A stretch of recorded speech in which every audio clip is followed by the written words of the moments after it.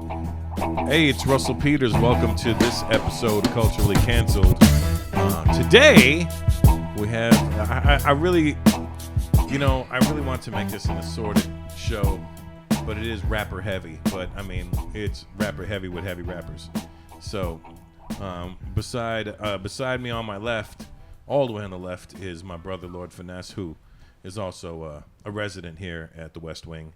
And he doesn't have a mic, so when he does want to talk, I'll have to pass him one. Beside him is the rapper formerly known as Mad Skillz, now just Skillz. No, it's Mad Skillz. Is it still Mad Skillz? Yeah. Well, what is this? Yeah. Why you're not mad anymore? I just stayed with it. I thought you weren't mad for a while. I was. No, I'm mad again. They be mad in their 20s. When Yeah. they get older, it's time to celebrate. You're almost 50. In a hip hop world, it's abundance of. Yeah. So we just gonna go with that. You went from Mad Skillz to Angry Talent.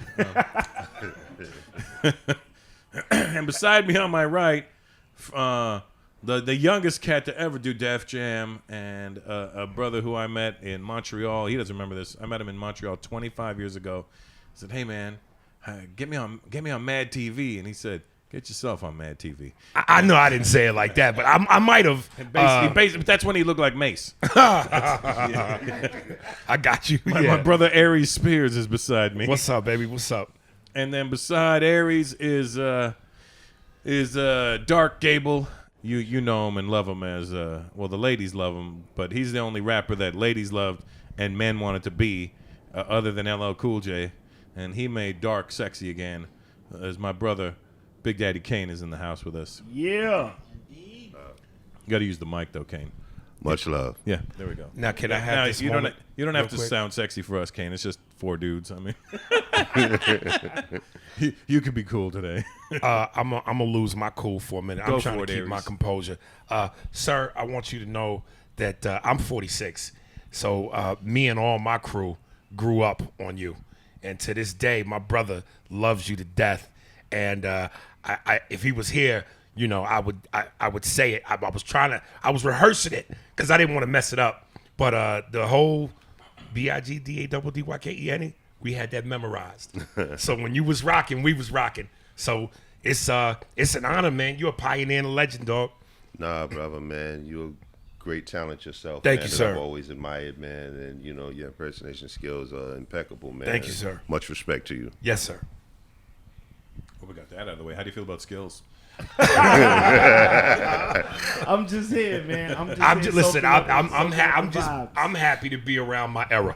Yeah, well, You that's know, why. so you know, I know a lot of y'all won't say it because you know, or maybe you will, but I know because of the whole East-West Coast beef, we got to learn to embrace each other, regardless as to how subjective the talent is. But I'm not a rapper; I'm a comedian, so I can say it. This shit today is garbage, man. Oh, yeah, it is So trash. I to be around my era where I came from skills, wordplay, metaphors, punchlines, means something.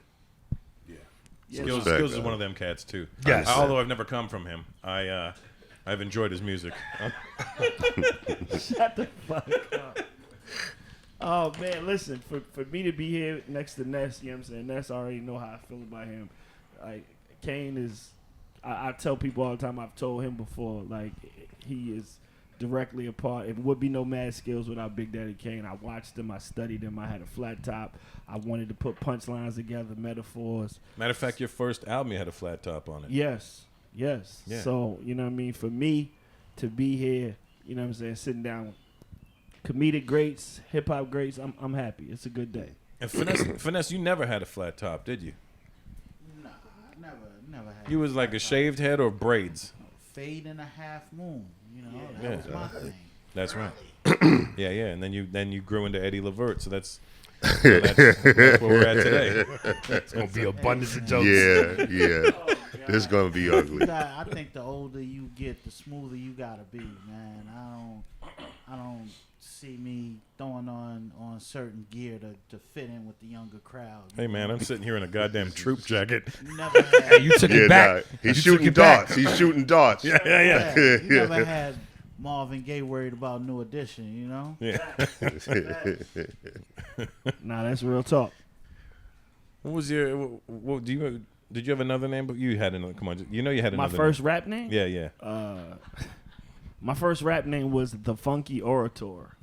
So, yeah. Let that live. Did you have another name, Kane? Yeah. Go ahead, kid. My first rap name was MC Kane, but when I was DJing before I was rapping, Right. my DJ name was Sir Romeo. So, geez, Sir all right. Romeo. Was that when you were DJing for Shantae? Nah, I was just Kane then. But I mean, back in like '81. Okay. Yes, DJ Sir Romeo. Yeah. Dope. DJing at 13? Yeah. God damn. That was when you was. That's when you put. That's. You're the first guy to hit me to Pete DJ Jones. Oh, okay. I didn't know about him until we started hanging a while ago, a long time ago, and then you told me about him. And I was like, DJ Jones. I didn't know about him. Then I did my research and saw that he opened for James Brown, right? Yeah. Nah, you talking about Flowers. You talking about right. Flowers. Yeah. Flowers open for James Brown. Yeah. But they're around that same era, aren't they? Yeah, late 60s. Yeah. Like P. DJ Jones, you know, he had like the whole DJ crew, and, you know, like Hollywood was part of that crew, and, like, you know, they was like doing parties, like, you know, on the reg. And like that's where that voice come from, that first hip hop voice, you know, like when you The hear Coke Rock type that, style. come on, you know, yeah. Right. You know, yeah. You seem like you was shocked when you said DJing at 13. Yeah. I mean, I started at 15, and I thought I Right. was early. I started Okay. at 14. Yeah, but you're different. See, that to me is, again, when you talk about what makes hip hop from our era so much deeper, is because I go hard on these young kids on social media. And, you know, I hear some people go, man, take it easy, man. They just kids. And I go, Nas wrote Illmatic when he was 19. Right. Kane did his thing at 13. Right. So stop with the excuses, man. Step your game up. Yeah, but skills don't matter anymore. Not you, the actual. Talent doesn't matter anymore. I'm going to say that. And I don't mean Talent Harris. I mean talent, actual talent. Well, you know, when you're accepted as a real music genre, and that's what hip hop is now. It's Right. now officially a real music genre. In a situation like that, you know, you're absolutely right. Like the skills don't matter because, you know, you have a lot of major pop stars, major rock stars that don't really have, you know, skills. You know, they just got hit records. Right. And that's the way hip hop is right now, where, you know, you have major stars that I shoot wouldn't even set say hit they're. records. I wouldn't say they're hit records. I say they're popular, because a hit to me is something that's going to last. A smash. To I mean, me I is ain't gonna put something that's nobody gonna on last. blast, but there's a lot of people that got blast songs them that all. lasted and they can't sing for shit. Oh, that's true. Listen, we're Yeah. not talking about Keith. So we're talking about Hilarious. we're talking about this generation, Kane. I mean, for me, like I look at it as, you know what I'm saying, like it's always a case for me where I knew my parents didn't like what I was listening to, so I don't expect to like what my kids listen to. Yeah, but I don't know if that flies because even though I couldn't understand it, I knew Michael Jackson was special. I knew True. Whitney Houston was special. Right. I knew the stylistics was special. Right. So and like you just said, good music lasts a lifetime. You know, there's Michael Jackson until he started looking like a Japanese woman lasted how many generations? But he decades. He spawned decades. But my question is, all right, so if the art form itself, and just to play devil's advocate, if the art form itself is like 30 years old, do we nothing stays the same for 30 years? I know, but what stays consistent is quality. True. Quality doesn't Now, I change. give you that. Now you got to understand, like I said, I'm just being devil's advocate here. When I was in my room listening to hip hop, my mom was in the next room losing her mind. I'm listening to Fuck the Police in my room. Right? So she ain't supposed. That's not music. But she came from an era where you didn't curse to be romantic. You know what I mean? It True. was a certain way you did True. your business. We also came from the non-cursing to be romantic era, but when it came to hip hop, it was Right. different. Like when I think the first time I heard Silk, I was like, "What the fuck is this? Let me lick you up and down." Like, have we lost our imagination? And now I'm listening to, like, I heard this song Weekend did, was like, she gave me head 4 times, and it's like a really dope song, but then Right. you listen to the words and I'm like, come on, Abel, what the fuck you got to ruin the song with? She gave me head 4 times. I don't even know who the artist was, man. I was doing a gig in Ohio, and you know when the club is over, a lot of times the staff listens to music While they as they clean up. clean up. And I just remember one dude said the lyric basically was he said to the girl, can you work my dick like you scramble them eggs? Now, I did one, it didn't make sense to me, and two, I just went, is this what we're doing? I was about to ask you to explain it. Are we doing this now? Nah, he had a spatula fetish. I hate for the rapper in me. I hate a punchline that's got to be explained. If the shit got to be explained, then it didn't do its job. Right. Like I'm supposed to hear it and go, oh, not what was that? You know what I'm saying? But let me just say this real quick, because I think that we had this discussion. As an MC, that's something that I actually always like doing. I like giving a bunch of free punchlines that the average person can get, but I always love to try to put that one joint in Well, you there. gonna rewind that? Yeah, Right. where I Say want you to wind that? figure it out. I want you to figure it out. Right. Dude, let me tell you something. I recently put out a post. God rest his soul. DMX was on Def Poetry Jam, and he was talking about the industry. And he had a line in it where he said, they want you to walk like this and talk like that. But I'm going to walk like this, and I'm going to talk with the back. And the crowd just, ooh. Right. That's what's missing. I don't hear that. I don't get that from Gucci Gang, Gucci Gang, Gucci Gang, Gucci. Right. You're not gonna get that. You know, and I just think that, listen, I know that the rap, like any form of, art form, is subjective, and there's different styles. Kid and Play was about having fun. So I'm not saying that all rap needs to be conscious. It all needs to be street. It all needs to be serious. There's room for the playful shit. Right. But it's getting so silly that I'm going, where is this young generation's version of Biggie, Pac, Big L, Pun, Nas? Where they at? Well, let me ask you this. What if you looked at what they're doing as a style? What if Gucci Gang, da-da-da? What if that's the new style? I'm gonna just say this, not to cut you off. Yeah. And I put in my post, if you honestly took this young generation's group of rappers and made an all-star team, and then you took our era, it would be like the '92 Dream Team versus the Special Olympics. Like, it's not even close. It's not even close. What are we doing? All right, now I get it. I Aries is totally throwing get spears. it. He's throwing spears all day. But for me, I look at it as I don't have to like it. I'm never gonna be mad at a young black man who did something positive and didn't sell drugs and didn't go to jail and bought his mama a house with it. I'm not gonna hate on that, even if I don't like it, even if it's not for me. And you're not supposed to. But listen, that's nice. But that's almost like Chris Rock's joke. Man, I take care of my kids. Nigga, you supposed to. Right. So it's like, doing positive. You young, you black, you get money. Bravo, nigga. Right. Mazel tov. But what about the art form?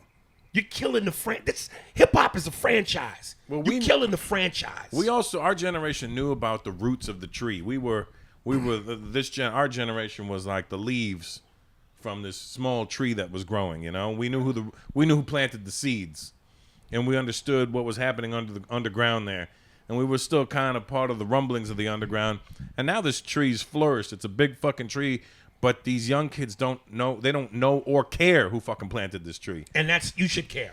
No, I agree. Well, Listen, comedically, I could look at Step and Fetch It and Mantan Moreland and that era, Right. and go, okay. But they had to do But what they had to do that. And I got to tip my hat to that, because without them, I wouldn't be here. Right.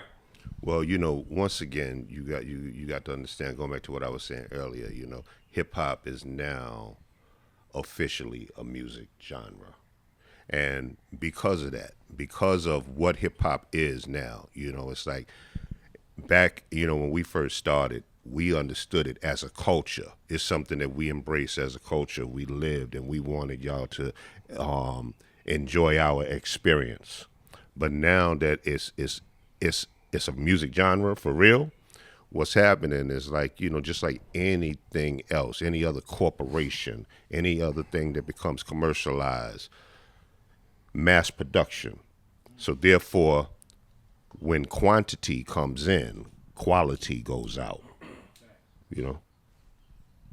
But you don't think in the what they say from the 80s, but to the golden era of rap, the 90s, you don't think that we had crazy quantity with quality? It felt No. like you could the bums you could count on one hand. Don't act like we ain't had no bums though. We had some bums in the 90s. We had Nas some whack effects. rappers in the boom, 90s. Siggity boom, boom. I'm still trying They to was decipher dope that. though. I wouldn't call them bums. I wouldn't call them bums, I wouldn't Aries. say bums, but come on, man. What the fuck? We is had a boom? hammer. What We is had it? a hammer, and y'all didn't treat hammer. When Hammer was at his prime, y'all didn't treat Hammer like y'all do now. Y'all was like, man, fuck that nigga. I'm just saying, between the wardrobe and let's be honest, No, see, some of the that's- success is always envy, jealousy, but from what he did, he was necessary. But you could count those dudes on one hand. Lately, I've been really busy juggling shows and being a dad, and I'm always looking for ways to maximize my time and be more productive with it. And listen, I know everyone can relate to wanting to be more productive, especially online business owners. Am I right? I mean, you started your online store, you're doing what you love, selling products people want, and the orders are coming in fast. But the hardest part is often shipping those products out. That's the part that can be a pain. But luckily, ShipStation makes it easy. Using ShipStation for your business will allow you to import orders from any sales channel, ship with any carrier using our deeply discounted rates, and automate just about any shipping task so that you can spend a lot less time on shipping and a lot more time growing your business. It's no wonder ShipStation is the #1 shipping software for e-commerce sellers with more 5-star reviews than anyone else. I'm telling you, no matter what you're selling, Amazon, Etsy, your own website, ShipStation funnels all your orders into one simple interface that you can manage from anywhere, even your cell phone. And I love that about ShipStation. I travel so much that if I appreciate anything that I can easily do right from my phone, it makes life a lot easier. With ShipStation, small businesses can now access the same rates usually reserved for Fortune 500 companies without the contracts or commitments. Now, is that the ship or what? So ship more in less time. Use my offer code PETERS to get a 60-day free trial. That's 2 months free of no hassle, stress-free shipping. Just go to ShipStation.com, click the microphone at the top of the page, and type in PETERS. That's ShipStation.com. Enter offer code PETERS. Let's make ship happen. We had some shit ones. We had the Skinny Boys. Yes. I don't even know who that is. Exactly. They had an. Heard. They were like trying to be the opposite of the Fat Boys. Had an album called Weightless, and me like a fucking idiot. I bought it. I remember But I bought everything. Yeah, I made it. So did I. I like the Skinny Boys. See, were they from Brooklyn? Nah, they from Connecticut. They Was that Connecticut. white? That's the. No, what?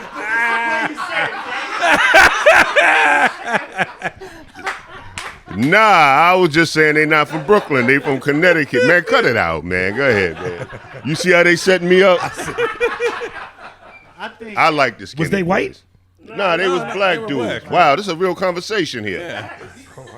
Yeah, nah, they never heard of them. nah, they was it's black a dudes. sense of entitlement now. I don't, people want to get in without earning the proper dues to get in. Like, if dudes was on the basketball court playing back in the days, like the way they talk to you now is like, y'all had your turn. It's our turn now. It sounds Yeah, but like you a gotta fucking think- loser. Our, but our loser. generation did that too because KRS One said, remember, old school artists don't Well, need no, to burn. But wait, he had skills. So Nah, yo. They didn't win their troop suits there. But if you was trying to play basketball on the court and you wasn't good, they ain't let you play. But here's the thing about that. To me, where I go, and they threw your ball over the fence. it feels like excuses. In Connecticut. When they go, y'all old heads, y'all hating because we get money. Y'all just mad because we get money now. And I go, we don't hate you for the money. We hate you because you're lazy. You're right. Your penmanship is lazy. Penmanship. It ain't got nothing to do with getting money. I don't even think there's a pen involved. All right, so listen. Let's just say, and I'm only. I don't even know if I believe this, but I'm just saying it because I'm here.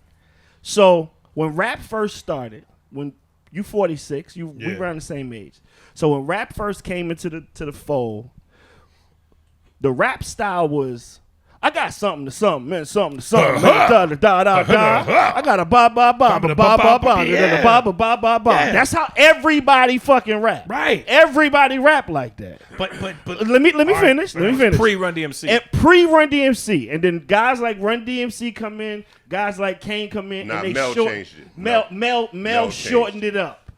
So when he shortened it up with the message, it was motherfuckers that was from that era, the that was going, man, that shit ain't gonna never work. Well, look, I certainly They fucking up the game. Rap certainly is this. anybody from the 80s, I don't want to disrespect because one, they started it. Facts. So you got to give them their props for starting it.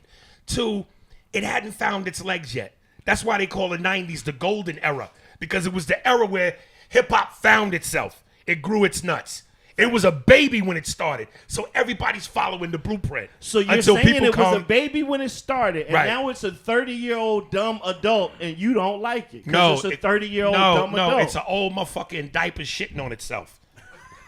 It's back to being an infant. I need the analogies because that's the only way you're gonna I'm make telling me you, understand man. it, Aries. I'm just saying. Floor helmet music. Like, listen. When you look at Styles, Eminem, Nas, who did a song called Rewind, rap backwards. Facts. Biggie, Niggas Bleed. Yes. That story with the music and the melody is a Scorsese scene. Jay-Z, Snoop with his laid-back style and cadence. Right. Andre 3000.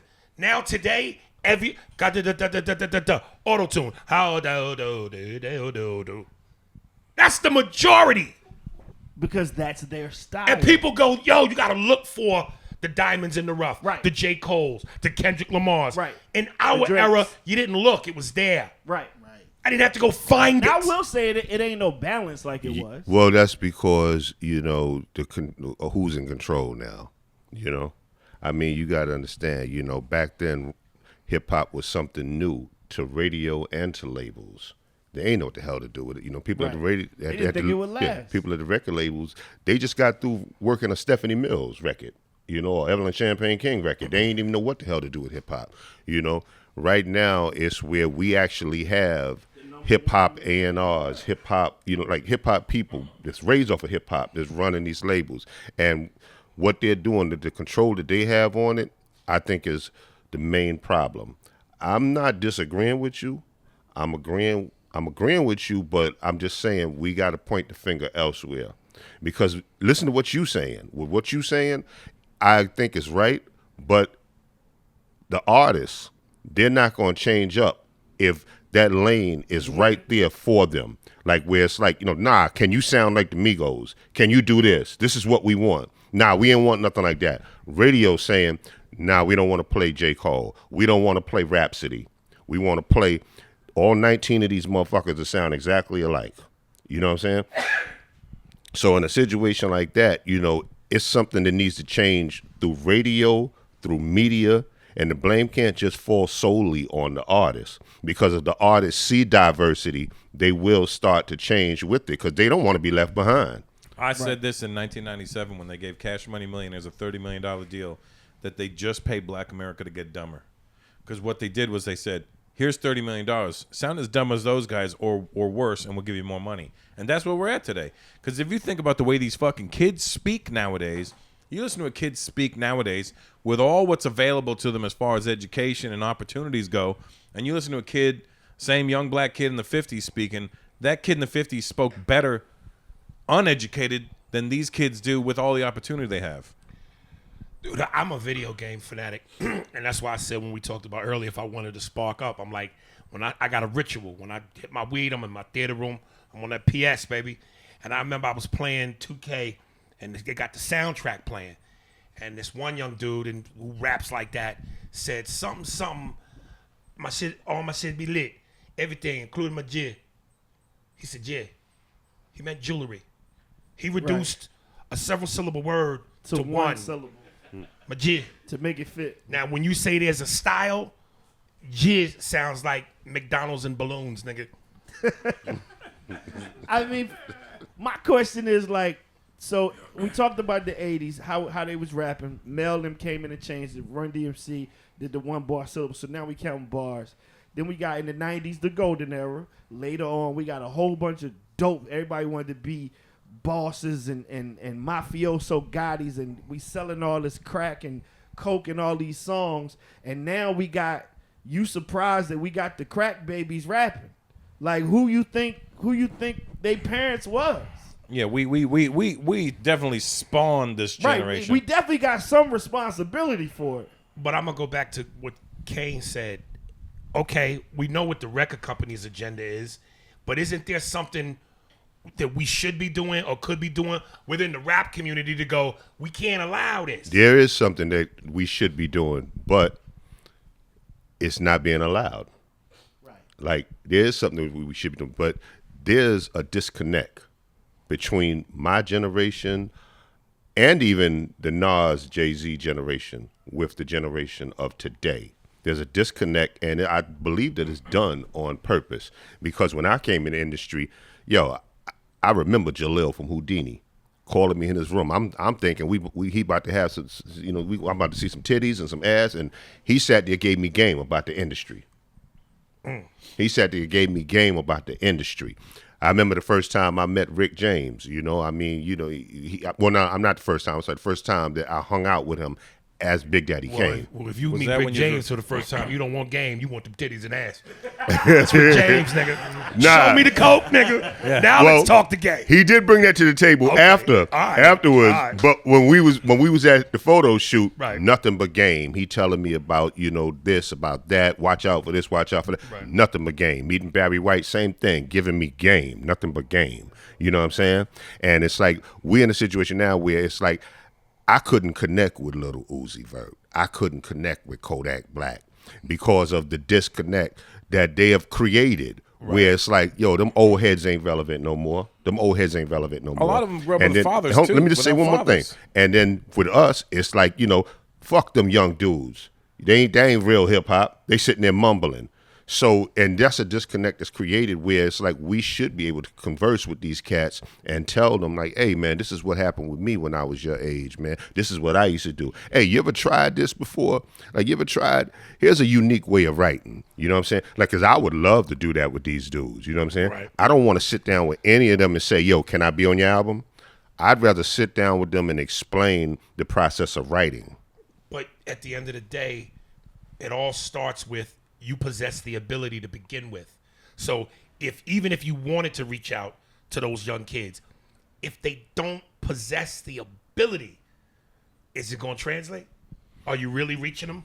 You got to have the talent to start with. Well, it ain't even that. It's not just the ability. It's just them even taking time to listen to what you got to say. Because the minute you don't say what they want to hear, they turn it off.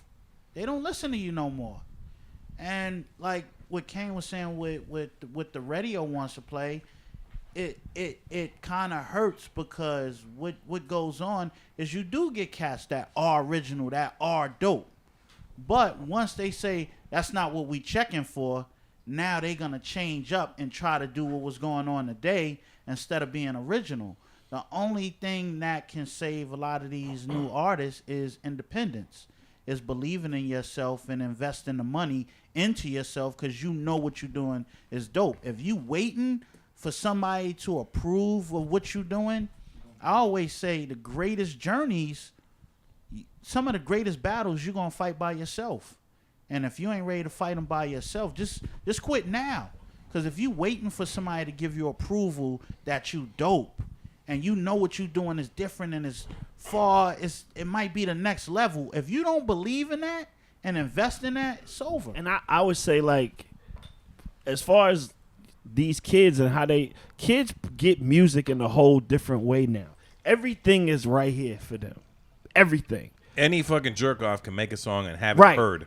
Right, and it don't got to get to the radio. They can become a star without leaving their room, or at least think they are, at least popular. So these labels are chasing what the kids are doing. They go into TikTok. It's the numbers to them. How many followers you got? Yep. What was your last video? Like, oh, you had 80 million views. We got to sign this kid. Yep. Like, they have no fucking clue. The same thing's happening in comedy. Yeah. Right.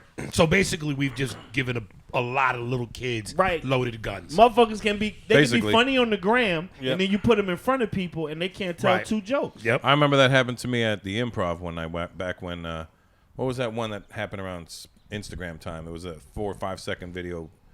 What was that one called? It was an app, huh? Vine.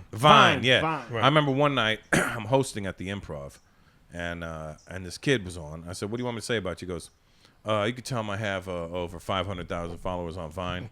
I go, no, seriously, what do you want me to say about you? And he goes, that's a big deal, man. I go, okay, pal. So he goes on and eats a fat dick on stage. Right. And then I went back on stage and go, give it up for whatever that kid, I said, whatever the kid's name was, I said his name. I said, give it up for so-and-so. Apparently he's really funny for 5 seconds at a time. Which translates in real life. You know what I mean? Like, to them, man, it's a microwave. They put it in and hit a button and it's done fast. But that's why I'm saying. And it ain't good for you. It's not fucking. Right. It's not soul food. Your mom didn't cook it. Well, that You ain't just good put for it in you the either. fucking microwave. What I'm just saying, it's not made with love. Your arteries enjoy it. Right. It's not made with love. It's not health. It's just cooked fast. But that's why I'm saying, even if someone like Kane or anybody else that's respectable says to you, sit down, let me give you game, it's great if they're willing to listen. It's great that you want to give it. But at the end of the day, you got to possess the ability to do something with it.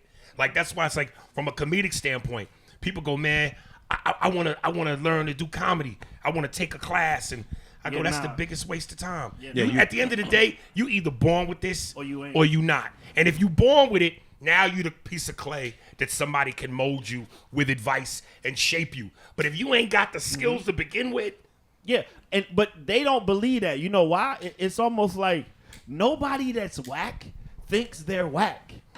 They don't think they're whack. So when the girl walks in front of the American Idol judges and she's singing and she's trash, they laughing at her. Simon's gonna drag her, but everybody in her city sent her there. She thinks she's good. but that's why we need Simons right. to give you Like I that said, we need unfiltered We truth. need gatekeepers. Yeah. And- That's what you here for, brother. right. Well, that's why my career is where it is. The truth is like poetry, and nobody likes fucking poetry. Facts. Yeah. Not real poetry. Right. Not Right. that shit that you got to figure out if you on heroin, nigga. Oh, yeah, yeah. That's where we're at. And What is darkness? What is light? What is the animal inhabitants of the wolves in the woods? No, I get my flesh. The clock ticks, the big hand moves. Some people break free from the webs of stress only to find out that life is jaded.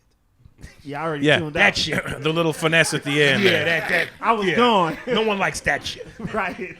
I don't know. I would put that on a T-shirt. I would. All right, what else? What are we talking about next? I don't want to even give them the benefit we're of just having gonna- this whole conversation. we're gonna about, transition about now. the We'll get- youngins. we'll get there. Some people need verbal spankings, man. Oh yeah. You know, this is just I a verbal believe it. spanking, I that's all. believe it. Do you dread looking at your credit card statement every month? I know I do. I don't blame you. There's nothing fun about credit card debt, but Upstart can help lift the weight off your shoulders so that you can finally feel the relief of being free of credit card debt. Upstart is the fast and easy way to pay off your debt with a personal loan, and it's all online. Whether it's paying off credit cards, consolidating high-interest debt, or funding personal expenses, over 500,000 people have used Upstart to get a simple fixed monthly payment. Unlike the others, Upstart looks at more than just your credit score. They also consider your income, your employment history, and that means they can offer you smarter rates with trusted partners.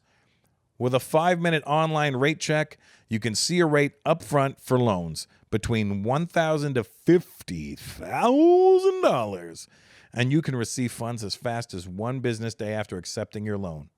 Find out how Upstart can lower your monthly payments today when you go to upstart.com/Peters. That's upstart.com/Peters. Don't forget to use our URL to let them know we sent you. Loan amounts will be determined based on your credit, income, and certain other information provided in your loan application. Go to upstart.com/Peters to see what Upstart can do for you today. I believe it. You know, I don't believe in, one of the things about this young generation that really I despise is this whole wokeness, political correctness. It's fake. Everything Yeah, no, it's an super- opinion now is hatred. You know, it's like it's not, you're allowed to have an opinion. You know what I mean? Every Right. time I speak out on something, I'm having You an hate- they opinion. like, you hate. But You're I'm like, hating, nah, that's you my bitter, opinion. you old.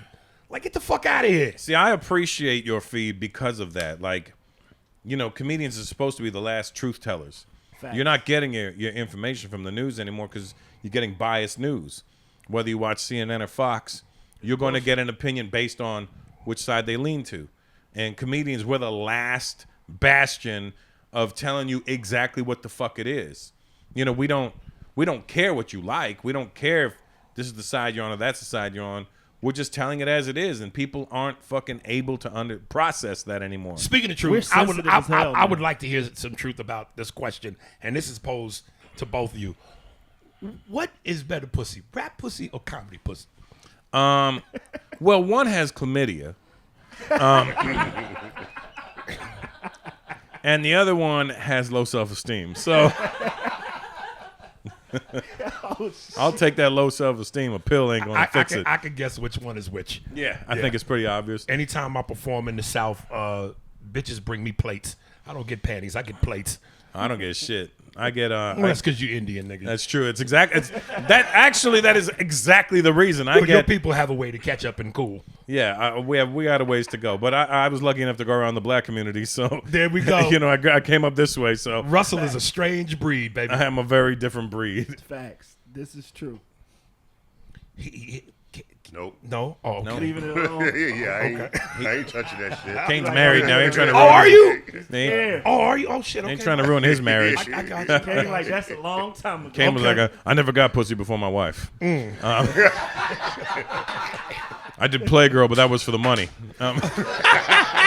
Oh, man, damn, you did do that. Did he really? With Madonna, what you mean? No, the Playgirl wasn't with Madonna. Okay. But the Madonna thing was her book. Yes. You got Kane just mistook his wine glass for a microphone. Way you were like this, my whole fanboy moment. Right. I'll never forget. And he knows how I feel about it. Right. I never forget. We was in North Carolina. It was me, Jeff, and Darnell. You know how big yeah. of a Jay-Z Darnell fan Jenkins. Darnell is. So our road manager Darnell, we in the van. We land in North Carolina to go to a gig or something, and we land and we're arguing about Jay-Z and Biggie.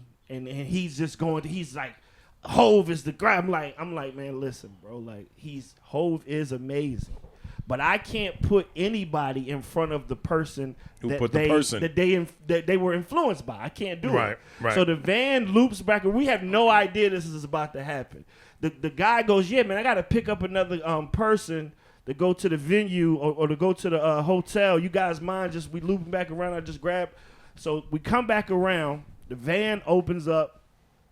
Big Daddy Kane gets into the van. And I'm fanboying out like, oh, fuck. Kane is in the fucking back. Kane like, what's up, brothers? And we just like, what's up? We like, yeah, Kane like, yo, so we going to the hotel now? They like, yeah. So I'm just like, so what was you saying about Hove? I'm trying to push my man. Like, what was you saying about Hove? So he like I said, Jay-Z is the And I said, I'll never forget. I looked back at Kane and I said, this is my friend.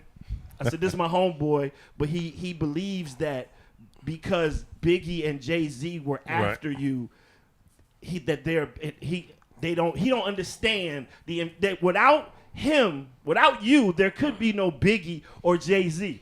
And Kane goes, and that's your man?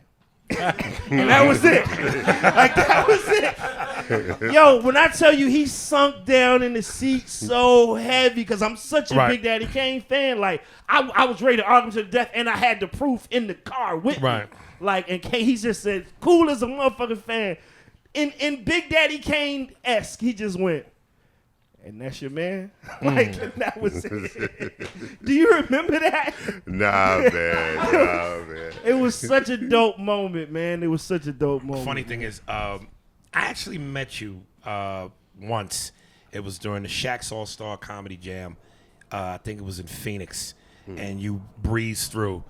And, I was, nervous and shit. I said hello, and you was just cool. You just was like, what's up?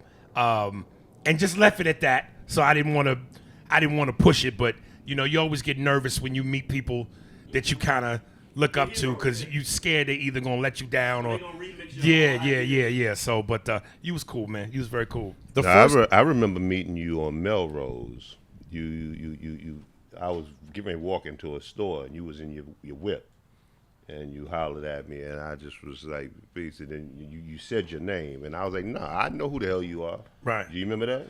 No, I don't. Yeah, Shit. that was on Melrose, yeah. You know what's crazy, man, is I've been doing this 31 years, and it's like when I meet the people that I came up with, I know them. I don't ever expect them to know me. I just, and so when that happens, you're thrown aback like, this motherfucker know me. So it throws you. It just throws you. You know what it is? Because we fanboy and because they know us, Right. we were hoping they'd fanboy too. You know what I mean?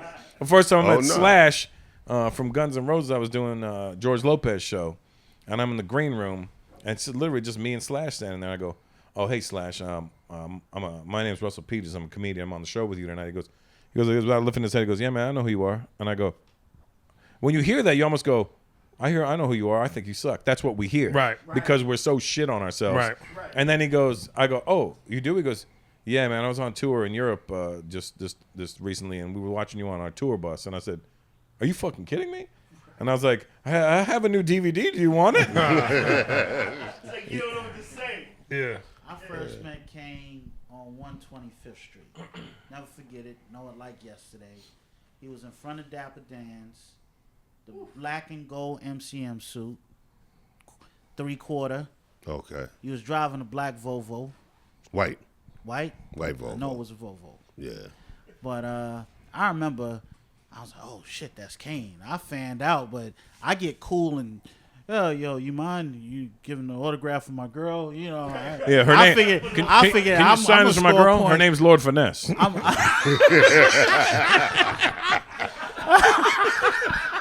Oh man, this dude is the She's worst. crazy. But I figured I'm gonna score points with my girl. I come in with a Big Daddy Kane autograph. It's on. I'm gonna get what I want that night. But then I remember meeting him again when I became an artist, and I used to always be around Scoop and Scrap.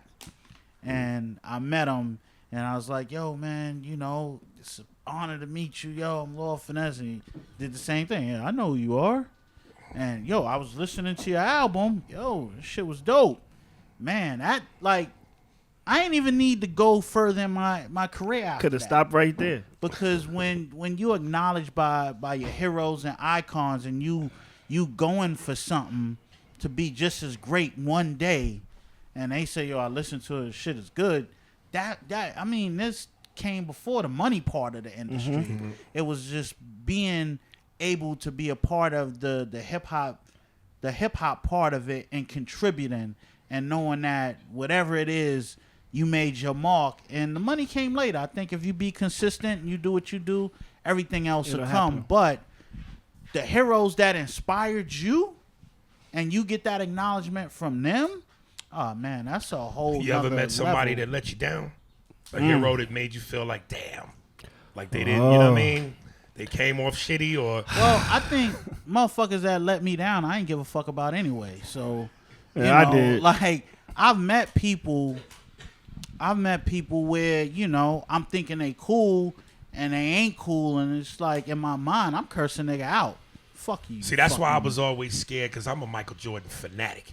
But I was always scared to meet Mike because I heard different stories about his personality, and I always felt like if I meet him and he shit on me, he gonna It's make gonna me fuck this lie shit up, yeah. and say some shit like, man, that's why LeBron better than you. Knowing I don't mean that shit. Right. He gonna force you to You know what I say mean? something. Yeah. So, Yeah, nah. They say never meet You your wanna- heroes, man. That's what they say. That's true. But I got lucky, and all the heroes I met so far have So been. you never met nobody? I met people, they weren't like idols. The that I was people like, that I met that I wanted to meet, other than I never met Jordan, I met Ali. You know, brought me to tears. I'm a Mike Tyson fanatic. Right. Mike was kind of cool, but you got to meet him at the right time. Right. I put you on that Zoom call with him last year. Yeah. So yeah, other than that, Jordan's the only person that I never met that I would like. My jaw would hit the floor. I'm not even a basketball fan, but if I met Jordan, I would geek out. You don't want the chameleonaire vibes. Yeah, you know what I mean. You don't want them to look at you and say, I met Yeah, I Jordan don't take in the pictures with 80s out here. right. See, that's when But- you were Big Daddy Kane. Yeah. And that he was Michael Jordan, but you were Big Daddy Kane. But he also was. He wasn't Michael Jordan yet. Yeah. In the '80s, he was. He was wasn't Michael Jordan. yet. He was Michael Jordan. He wasn't Jordan. Right. Right. So how was I mean, it was one of them type of things where it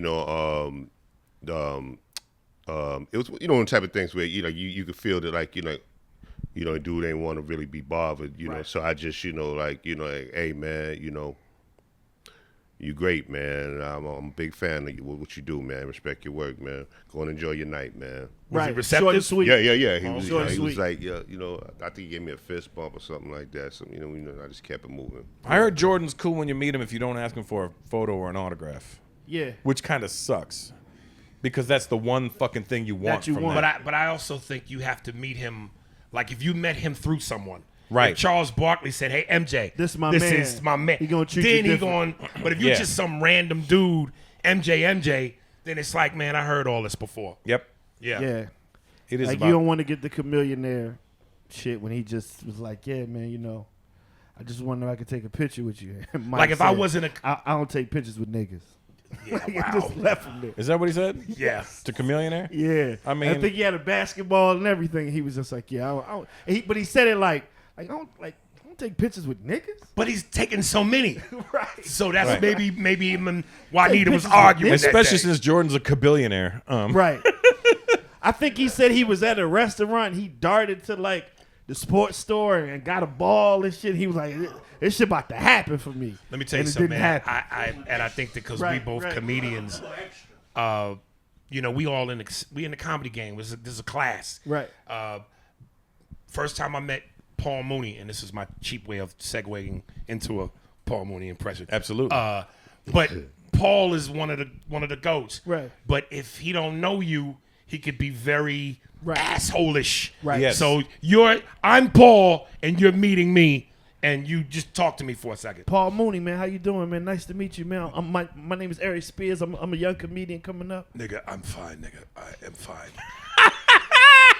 I'm fine. You don't need to ask me how I am, nigga. You see how I am. I'm by my goddamn self, nigga. You know how the fuck I am, nigga. Please.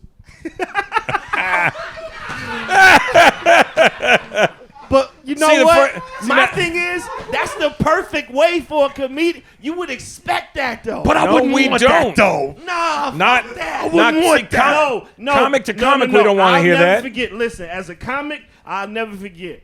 Y'all motherfuckers have no code. It's always funny. I won't forget the time that we was on tour, or we went to one of your shows, and Chris Rock was on a bus. It might have been Chris Rock and somebody else when we was going to the venue.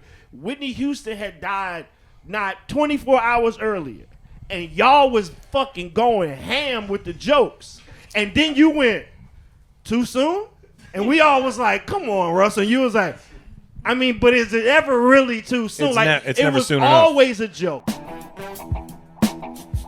Look, as much as I love fast food, I know that I can't eat it all the time. But cooking can be consuming and annoying. So it's hard to motivate me to do it. Really difficult to do that. But now that I'm using HelloFresh, cooking is no big deal for me. I mean, it's still kind of a big deal for me. But it's fast, it's easy, and all the recipes are right there and they're really delicious. With HelloFresh, you get fresh, pre-measured ingredients and mouth-watering seasonal recipes delivered right to your door. I can tell you right now that my mouth is actually watering. You can skip trips to the grocery store and count on HelloFresh to make home cooking easy, fun, and affordable. That's why it's America's #1 meal kit. You know I love a deal, right? So believe me when I tell you that HelloFresh is a great deal. It's 28% cheaper than shopping at your local grocery store and 72% cheaper than going to a restaurant. And the thing is, their meals taste like amazing restaurant meals. So it's a win-win situation. I think the best thing for me is how much flexibility I have with HelloFresh. My schedule changes all the time, so I need flexibility. And with HelloFresh, I can skip orders when I know I won't be home, and I can customize my box every week so that if I have friends staying with me, there's enough food for them too. I can even double up on my kids' favorite recipes to keep them happy. Yes, I know what you're thinking. Who needs that many chicken nuggets? Hey, they give me options, which is super helpful. It really makes my life a lot easier. So go to HelloFresh.com/12Peters and use code 12Peters for 12 free meals, including free shipping. That's HelloFresh.com/12Peters. That's the number 12 and my last name Peters. And use code 12Peters for 12 free meals, including free shipping. HelloFresh, America's #1 meal kit. All right, so let me ask you this, in terms of too soon. Remember when my man, I forget which one it was, but the dude from Crisscross passed away. Right, Chris Right. Kelly, R.I.P. God bless. About 4 days into the passing, I was on stage, and somebody in the audience was like, "Yo, dude from Crisscross died," and I was like, "Damn, that's fucked up. I wonder if they're gonna put him in the casket backwards."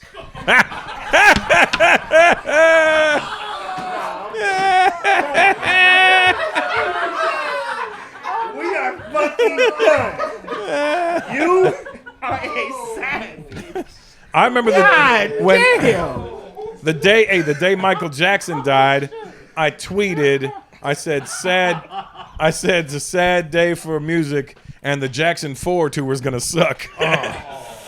Listen, as comedians, can I ask y'all, because that's something that maybe just us regular humans who don't tell jokes for a living understand. We call y'all civilians. Is that a code? Is it a code like whoever, if it's funny, it's funny? Yep. It is, but the problem is the funny is always gonna be the butt of somebody. Right. It So has it's to funny be. to everybody else but them. I'm gonna give you one more, and I think he stopped following me because of this.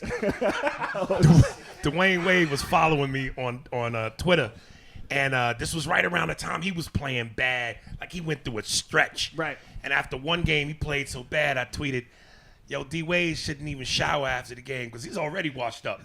Wow. Wowzers.